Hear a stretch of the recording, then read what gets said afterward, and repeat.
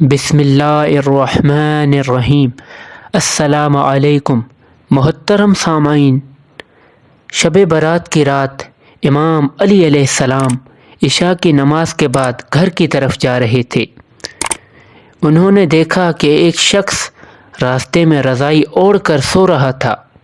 جب امام علی علیہ السلام نے یہ دیکھا تو ان کے قریب گئے اور فرمانے لگے، اے شخص، آج رات کون سی ہے؟ تو وہ کہنے لگا، یا علی، آج 15 شعبان ہے۔ بات جب یہاں تک پہنچی تو امام علی علیہ السلام نے فرمایا، یہ رات بیداری کی رات ہے۔ میں نے اللہ کے رسول سے سنا ہے کہ اس رات اللہ آسمانوں کے فرشتوں کو حکم دیتا ہے کہ جاؤ زمین کی طرف، اور وہ فرشتے حضرت میکائیل اور حضرت عزرائیل کے پیچھے ہوتے ہیں۔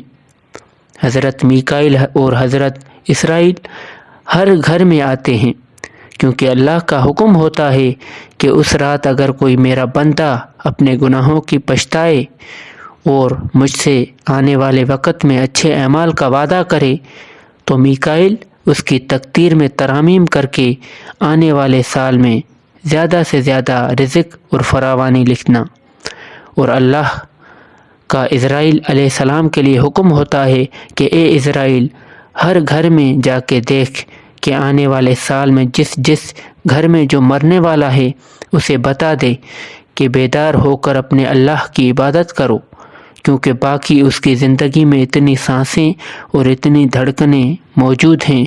اگر کوئی میرا بندہ اس رات اپنی زندگی میں میری عبادت کے لیے مجھ سے مہلت مانگے تو اس کی زندگی میں فراوانی لکھنا، اور اگر وہ آنے والے زندگی میں مصیبتوں اور پریشانیوں کے لیے نجات مانگے تو اس کی آنے والی زندگی سے ہر مصیبت کو ختم کر دینا۔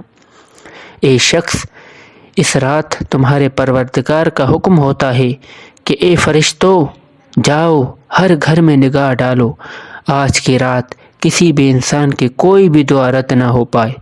سبحان اللہ۔ ویڈیو کو ثواب کی نیت سے شیئر کریں۔ شکریہ۔